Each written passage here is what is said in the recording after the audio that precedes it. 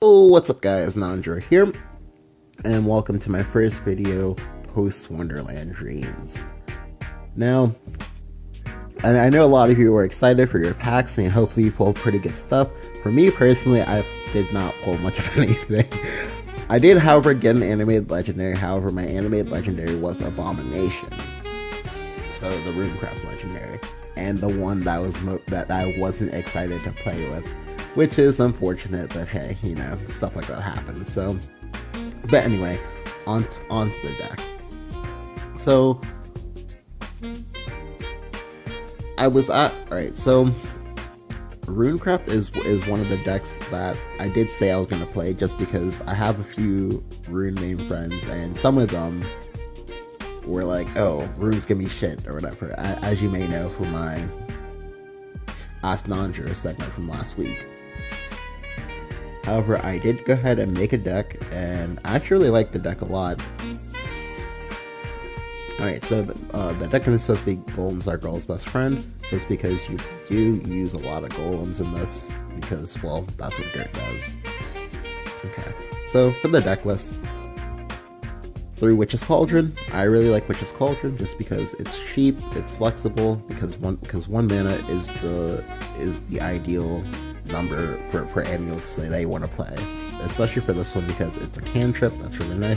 It's also a last word effect, which is also really nice because it means you can play it into Dragon's turn 10 for their Bahamut, and even if it dies due to the Bahamut, it will still give you a card. So I'll make it a +0. That's really strong. 3 Levi staple, and well, yeah. 2 Crafty Warlock. Alright, so as you may know, in my previous list of this deck, it was actually 3 Crafty Warlock. However, in a second you're gonna see why I cut it down to 2. 1 Magic Illusionist. Now, Magic Illusionist before, I didn't want to play it just because it tended to eat up a lot of your sigils and kind of made it impossible for you to do much of anything else sometimes. And also, it was a card that wanted to be part of a different deck. However, with the advent of said Witch's Cauldron, you now have a lot more sigils. They can go ahead and use Magic Illusionist, and it'll be pretty annoying for your opponent to deal with because a free 2 mana ping every turn is just really strong. 2 Teachings of Creation. I already have the Witch's Cauldron who's drawing me cards. I kept Teachings just because you don't want to run out of cards with this deck, and you have a lot of card draw now, so that's fine. 3 Red Hot Ritual. Red Hot Ritual is pretty staple. You play it on 2, you maybe play it on 3. You answer their 2 drop with it. It's really nice. 3 Goblin Mage. Goblin Mage, as I said before in the previous video, you just use that to try to fetch Levi, try to fetch Dwarf Alchemist, try to fetch maybe Magic Illusionist. But ideally, you want to be hitting either Levi or you want to be hitting Dwarf Alchemist with this, just because Levi helps you control the board, and Dwarf Alchemist gives you sigils. To go ahead and fuel your Earthright effects. 3 Grimnir. You tend to go to turn 10 a lot with this deck, and Grimnir is just a lot of added reach, and that's really nice. The Dwarf, sorry, I think I skipped over this, but yeah, the Dwarf Alchemist, yeah, it's pretty core because turn 2, you can play it. It gives you an Earth Essence. You can play down the Earth Essence and maybe a removal spell on 3, and that'll go perfectly into your Halo Golem on 4. It's just really smooth. 2 Gingerbread House. I really like Gingerbread House a lot just because it gives you additional healing, because a lot of times versus aggressive decks, it's not enough to just stabilize. You have to stabilize and either put wards up, or you have to heal, or if possible, do all 3. And for Gingerbread House, it lets you stabilize and also gives you healing. That's really nice. It's also an Earth Sigil. That's also really nice as well. 2 Veteran Alchemist. Again, as I mentioned with Gingerbread House, you have to heal, and a lot of times people have like somehow never seen this card, question mark. So a lot of times when you heal for 5 suddenly, and then you're just magically out of range of like a Phantom Howl lethal and whatnot, people tend to get really salty about it, and it's just pretty funny. But the card overall is very, very good. It's a 2/5 body that lets you make trades with it as well, if need be. And when evolved is a 4/7. 4/7 is a really good stat line for an Evo. It's not the best, obviously, but still a really good stat line just because at 7 HP, you're kind of hard to kill. 3 Halo Golem, sorry about that. Halo Golem is really nice because it's one of the few cards that you can use it without an Evo going first on turn 4, and it'll let you go ahead and clear up something on the board. 2 Illusionists. Before I talk about Illusionists, I'm going to talk about Professor Taboos. So, Professor Taboos is honestly a big mainstay of why you would want to play Dirt. The swing turns that Professor Taboo gives you is pretty insane, honestly, especially if you have an Evo with your Taboos as well. Because you can go Evo, kill something, get a zombie, then during your end phase, Earthright, destroy another follower at random, and then get a second zombie. So you get 7/11 with the stats for 6 mana, an Evo, and an Earthright. That's pretty strong tempo, just because a lot of times people can't really deal with 3 creatures all at once, and most times, because Taboos has 5 HP and 7 defense when evolved, it makes them pretty tough to take down, and your opponent will have to commit a lot of resources into doing so.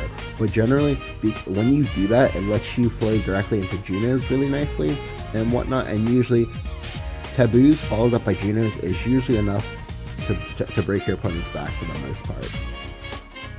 Alright, now we're going to talk about Illusionist. Illusionist is really nice because Illusionist is 5 mana 4/4, Fanfare, randomly summon one of your highest cost followers that's been destroyed during this match and give it Rush, and then banish it at the start of your next turn. This is nice because you can go Illusionist per Taboos, kill something, get a zombie, and then you get the Taboos effect again, and then you get another zombie. That seems like really crazy tempo to me, and I'm actually kind of sad that practically no one has talked about this because it seems really insane. Additionally, it's one of Runecraft's first cards that actually has Rush, and that's really nice, just because additional Evos and pseudo Evo effects are really important for trying to control the board. And with 2 Illusionists, that means that provided that I've seen Taboos early enough, that I have up to 5 copies of Professor in my deck. That is insane. And redundancy is just really core. 3 Master Mage Levi. This is pretty to the point. Like, so I cut Calamitous Curse just because Calamitous Curse is only a removal spell, and most times it was removal spell that you kind of didn't even want to play at all, and you were kind of forced to play it. But now you have Levi, who with Earthright is deal 3 damage to all enemies. That's really insane because it allows you to push damage while also clear at the same time, and he's also a 4/4. This is nice because, again, he won't require Evos, he does something with or without an Earthright, and it's just a really solid card. And then lastly, 2 Junos. Junos is pretty core, just because if you have an Earthright, it is 7 mana, 12/12, and you get a 6/6 up front.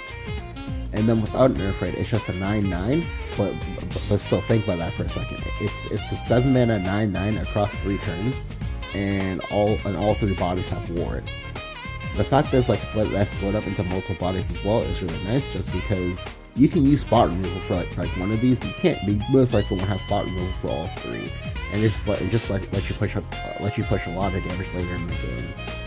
Alright, so now we're gonna go to the actual gameplay itself.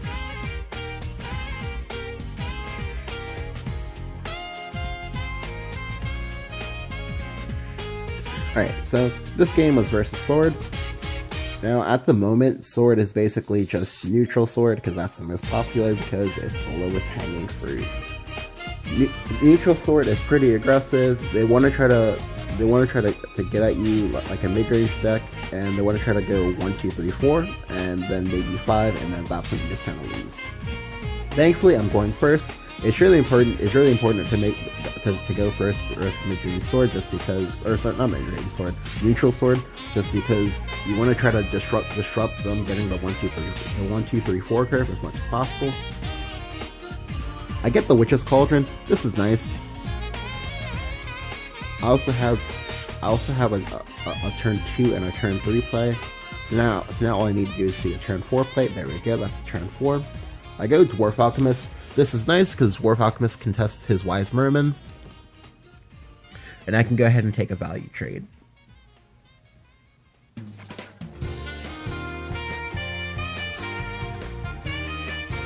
Alright, so I also see Professor Taboo, so this is really nice because I now have a 2, 3, 4, 5, 6 play.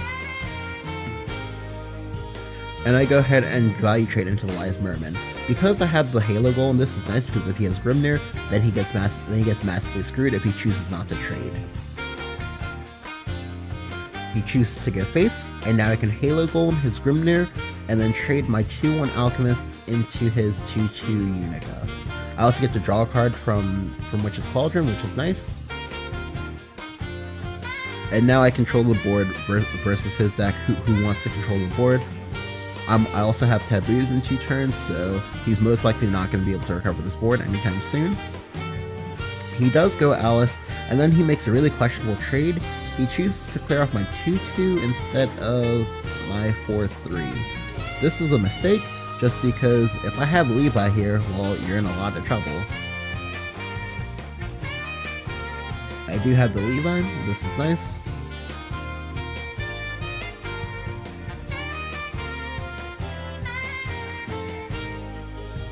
So I go ahead and trade in my Levi, and then I go face for 4 with the Golem.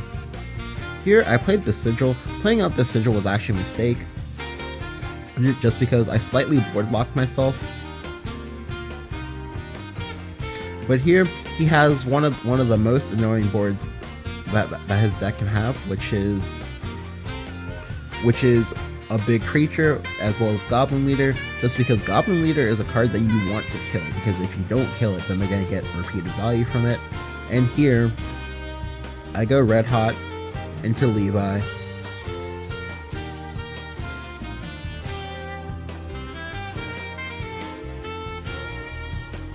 And then I go ahead and clear up with the Goblin Leader. But as you can see here, this is where the misplay of me playing the Sigil from last turn comes into play.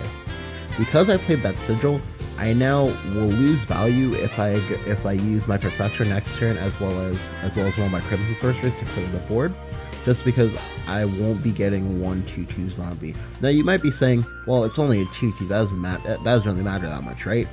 No, it actually does, because I need to have as many bodies on my board as possible in order to clear off each and everything that he plays, because my deck has late game value, his deck does not.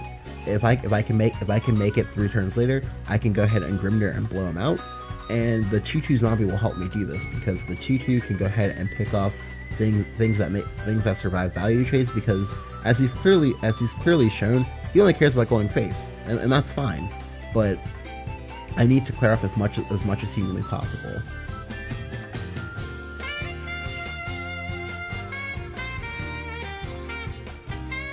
So he goes Cinderella here.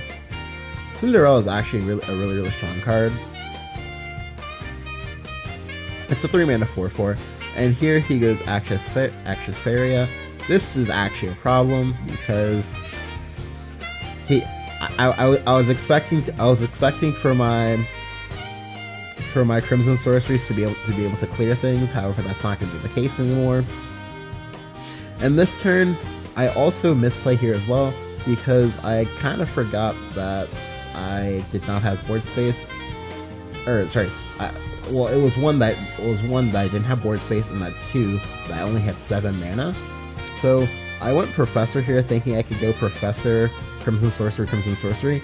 However, I can't do that. So now I put myself in a really bad spot, because I throw 3 damage into something that might necessarily that might in a one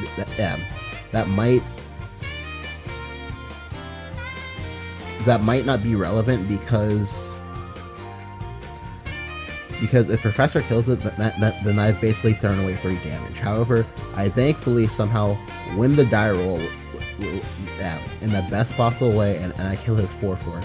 This is nice because it means that his 5/2, when he trades into Professor, because he has to trade into Professor, will die in the trade.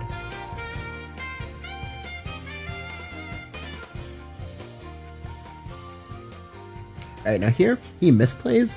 I guess he forgot that I had a second Crimson Sorcerer in my hand, because I would have 100% put the buff on the Goblin and gone face with the Goblin, and then traded in my 5/3 into the 5/3 into my 3/5. However, there's the value of holding Crimson Sorceries, because sometimes your opponent forgets for some reason, and then you get value. So here, I draw Goblin Mage. I go Goblin Mage first, just to see what I get. What I get doesn't really matter, but it's important to do things in the correct order. So now I get to go Veteran Alchemist, and he's finally out of cards.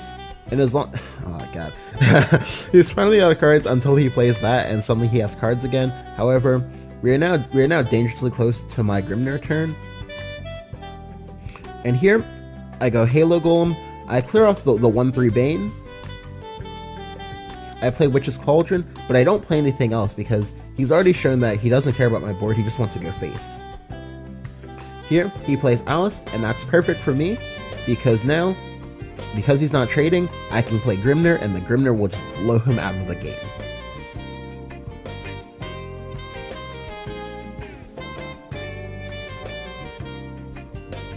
So he's going to take 10 damage here, he's going to drop to 4, and he has to have either a Grimnir of his own, which won't matter because he'll still be dead to Levi, or he has to have